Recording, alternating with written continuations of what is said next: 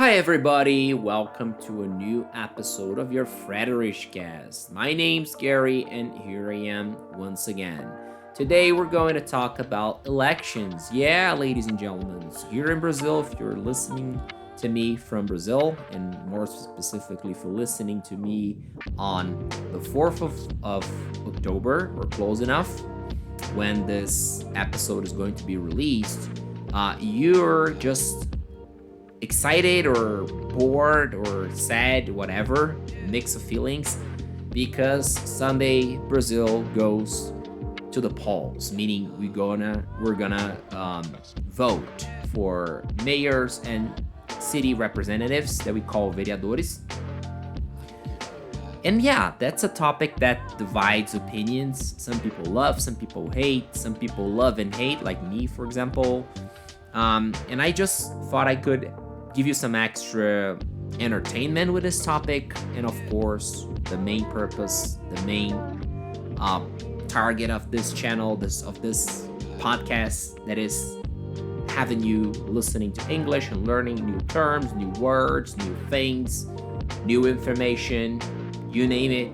So that's the purpose of this episode and all the other episodes. But more specifically, we're going to do that. We're going to talk about elections.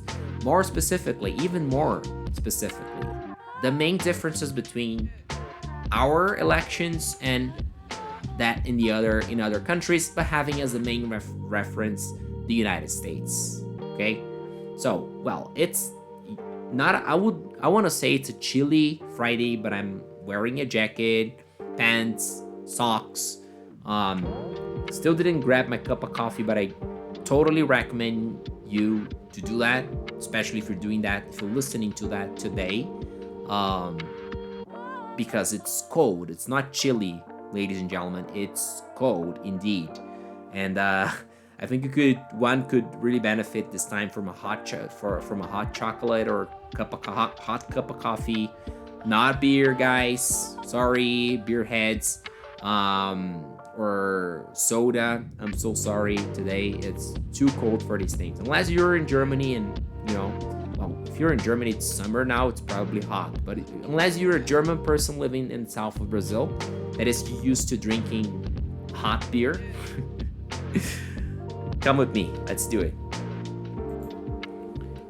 All right, so let's go straight to the point and talk about the main differences. Today, no history, no stories, no personal stories related to elections or anything. If you're fond of these stories of mine, I'm sorry. If you're not, yeah, I'm glad.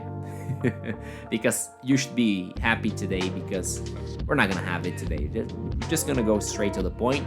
Let's just do it and start off with the main difference that happens, that is a reality in the United States, and it's different, considerably different from Brazil. That is the electoral system. Okay, what do I mean by that? Well, here in Brazil, we have what we conveniently call direct election system. And they have the opposite, that is the indirect election system. Well, as far as I can tell, guys, this is not a technical episode, so don't take my word as a final word, or as an expert or someone who really understands and made an extensive research over electoral processes. Well, I'm curious about it, but not that much curious. So, and again, what is the main point here? Yeah, get it right, guess it right. Speak English, practice English. So let's follow on. So, what is the main difference between direct and indirect electoral system, in case you don't know? Well, a direct electoral system is what we have in Brazil, so you already get the big picture. That is the way things work, right? That is the number of votes, one by one, okay? So in Brazil, making it a long story short, we feel like there are 100 million voters, and one candidate gets 50 million votes plus one. She is elected, all right? Well, in the United States and some other countries, which I don't remember any to mention, but I know it exists in other countries, Japan, I guess, or Germany, I'm not sure. Anyways, there is what they call the electoral college. Okay, what is the electoral college? Well, I'm trying to summarize this, but it works more or less like that. Every state has got a predefined number of what they call delegates. Okay, number of delegates that we're gonna call electors. Who are these electors? Well, it's not a who, right? But we can say that this is the number of representatives. That is the congresspeople, congressmen, congresswomen, and senators. Okay, so how does it exactly go? How does it exactly take place in the elections? Well, people go to the polls, right? People vote, and the number of votes the battle is in the state. Okay, so the majority of votes counts only for each specific state. Okay, so say for example California has got 50 electors. 50. Let's put it as 50 points. Okay, if the majority of people voted for one candidate.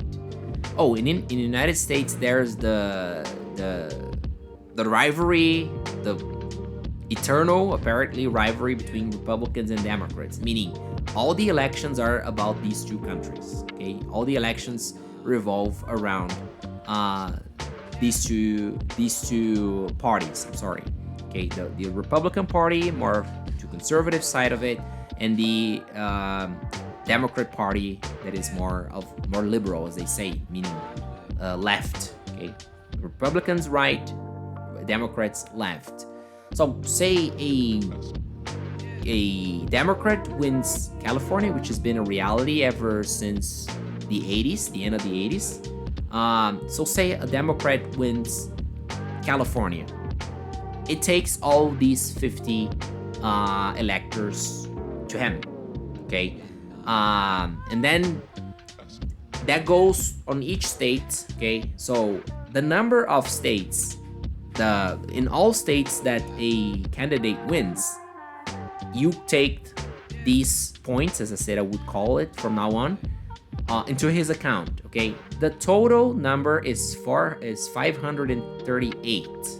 Okay, so if the candidate has got, by winning and checking the victory in each state, has got the half of it plus one, which I don't really remember, and math is not exactly my forte. Let me just do it. Is what they call the magic number. Okay, 270. Okay, if my numbers here are correct, if ChatGPT has given me the correct numbers, the total number of electors in the United States in the Electoral College is 538. So half of it is 269. So 270 is what they call the magic number. In other words, if by winning the states, and big parenthesis here, the elections in the United States are less centralized than they are in Brazil. So every state has the responsibility to conduct, to run it, to count the votes, and to declare the winner. Okay? So as the election goes by, and a certain candidate has got more than 269 electors already, by the summing of the states, he's the winner. There's no way back. He's the winner. He can call the victory. Okay. So I don't know if it gets clear, but I said like California has got 50. I think it's 55 electors, 55 points. As I said, I would call it from now on. So that means that the other countries also have 50 points each. No, if that were the case, the Electoral College wouldn't make sense. Some people say it doesn't make sense at all, but every state has got different number of different points, okay, that come based on, let's come to Brazil a little. If you understand a little bit of politics, you know that the countries have got a different number of representatives, of Congress people and senators, right? Okay, so it's different here and it's different there. So it means that some states have got higher numbers, like California, New York, Texas, and some states have got lower numbers, lower points, like for example, Utah, Wisconsin, for example, each one of them with around 10 electors. I think Utah has got 6. That is the minimum. I'm not sure. But you see the difference, right? So some states are more valuable than others, okay? Because of the number of electors, of the number of points they can get. So in some cases, considering that some states have got lower points for the winner of that state, and again, if it isn't clear enough so far, the number, the winner of a state is counted just like it is counted in Brazil. Okay, the number of votes. The more people voted for one candidate in that state, he's the winner. Okay, and he takes it all. There's this expression: the winner takes it all, right? I don't know if it comes from any other game or comes from the electoral race directly, but that's the thing. The winner takes it all, right? The winner of that state takes all the points, right? So the winner of California take all the 55 electors to him, in despite of like the number of people that voted for the other candidate in that state. So what is the point of that? Well, they don't have a clear and official. I mean, I never care to research to check, but I believe it is. Well, I mean, before answering this question, what is the point of this whole electoral system? I would say, what is it that some states have more points than the others? How can some states be quote unquote better than others? The answer is simple. It's not a matter of being better or not. It's a matter of, for the same reason, as here in Brazil, some states have got more representatives, more Congress people and senators, because of the number of inhabitants, the number of people who live in that state. The more people in the state, the more representatives. The more representatives, the more electors, aka here, points. Okay? So you may ask, well, that's not fair because some states have more than others. That's not fair. Well, you can think like that. It's okay. You're entitled to think like that. But I beg to disagree because, well, I have the impression that the best quality a state offers, the best life quality a state offers, the more opportunities to grow, the better, right? We have a clear example here in Curitiba. In the past 20 years, the city has been highlighted as an exemplar city in terms of urban things, right? The distribution, the streets, the transportation system, etc., life quality, the parks, etc. And what was the natural result of that? The number of migration of people from other cities, other states, some of them even far, like north of Brazil, to Curitiba, was astounding, was huge, for obvious reasons, because people want to live in places with more life quality, all right? So this is it. So I think it's fair that states where the public politics are states that are having a increasing in the number of people living and more than living coming to the state to live in that state is higher, is because there are more opportunities.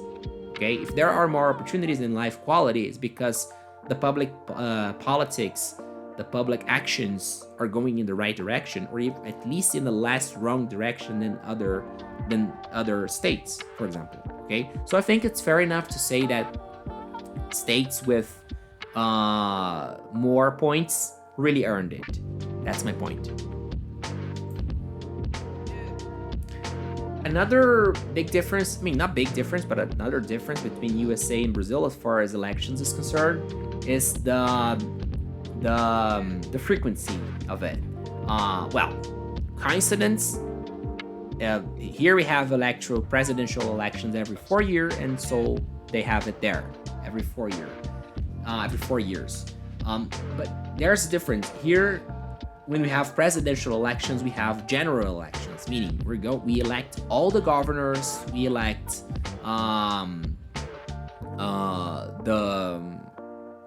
the National Congress, okay, senators. And there in the United States, it doesn't exactly work like that. Okay, let's see what the ChatGPT has brought here. Some local offices occur every 2 years between presidential elections. Okay, so there are elections. In some places, governors are elected.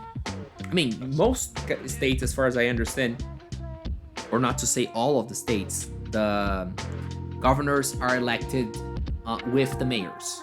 Okay, that is in the electoral years that we don't have presidential election. Well, as I said, that's a small and slight difference, but that's a difference. Well, one of the most controversial topics when it comes to the past elections, the past 4 elections, I would say, or something close enough to it, is the voting system. More specifically, the electronical voting system. Well, lots of people, myself included, raise certain questions about the security and I'm trying to find the correct term here, the accuracy of such technologies, right?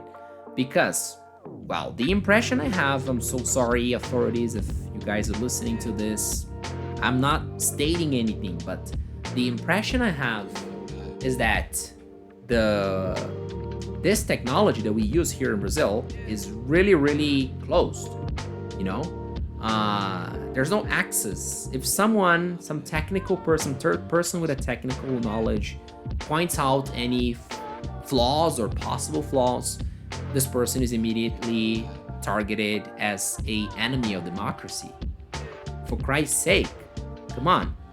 That should be a friend of democracy. He's pointing out flaws in the system, you know, which must be checked out. If it's a public statement, if the person managed to point this allegations or opinions, you know, to a large number of people, on a large audience, well, this must be publicly checked out and presented. Hey, you were wrong. There it is. Okay. Of course, I'm not saying that every person saying things should become a obligation for the state to prove publicly. No, every technical person with clear and sensible points of argumentation. That's what I'm saying. Okay, but that's not what happens in Brazil, because they don't like any criticism towards, which helps nothing but to increase the suspicion towards it. Okay, and here I talk about the difference. So you may ask, well, so if you're saying that, probably in the United States people don't have electronic voting system. No, they do. But what are the differences? Remember I mentioned I thought to mention, but you know that the states have got autonomy, okay? Meaning that autonomy, if that's the right word, autonomy. Let me Google it. I'm not ashamed to Google things. Autonomy, sorry, I said autonomy. No, there's no H in it. So states have got autonomy to decide, okay? So there are voting machines in most states, but not in all states. Point number 1, not in all cities. Point number 2, and not the same centralized system. So there are, like 6 or 5 different companies behind these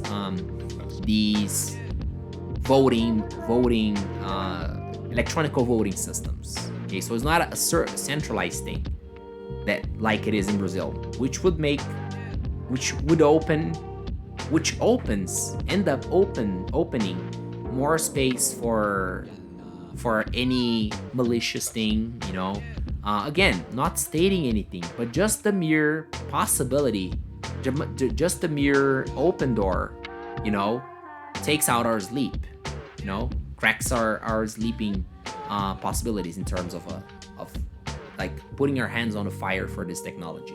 I'm not saying I'm putting my hands on the fire for the American technology, but it seems to me way safer. So I would point out this as a considerable main difference. Another main difference is the eligibility and participation. Well, one of the things that I find more unfair things in Brazil as far as elections are concerned is the fact that the voting is mandatory, meaning you have to go and vote. You don't have any option. In United States, and then as far as I made a quick research over this one. So as far as my quick research goes, first world countries don't have that. Okay, I'm not saying that all countries that have no obligation of voting are first world. No, but most or all the first world countries don't have that. Okay, and countries like Brazil do have this obligation of voting. I think it's really unfair to say the minimum. I would like to say more words, but I don't want to bother you with foul language here, with language that is not appropriate for this kind of topic. Let's keep it more. Let's keep it a serious episode as it deserves to be, as you deserve the respect. But you already got my opinion on this one. So still talking about the result, the way elections are conducted in these two countries, there is a main difference since we use a centralized 100% electoral system, and they don't use a centralized and not 100% electoral system. The result of the elections take longer. Okay, and by longer I don't mean 2 or 3 days, as it was like 100 years ago. No, it takes, like in Brazil, it's a matter of 1 or 2 hours, or even less than that. There is the next morning, people know. All right, you go to sleep, or if you're sleepy, and the next day you already know who wins the election.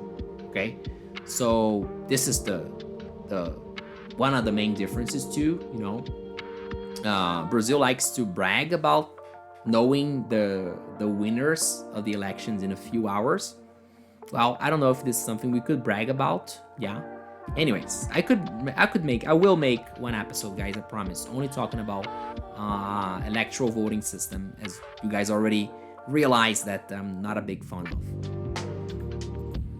A recent change in Brazil that now is a difference, which wasn't a difference in the past, but now it is, was the prohibition of the big companies funding campaigns. All right, we still have it in the United States. We used to have it in Brazil, but we don't have it anymore.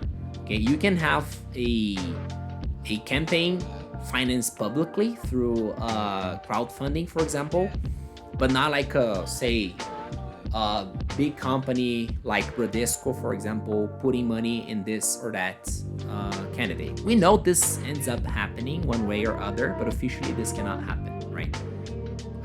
Still don't know why. I understand the motivations, but I don't know if we can be naive enough to believe that by doing that, it will impede the richer guys to do something about it, to turn around it, Well, and as I said, I don't want to keep it only a contrast between the United States and Brazil, but it ended up being like that, okay?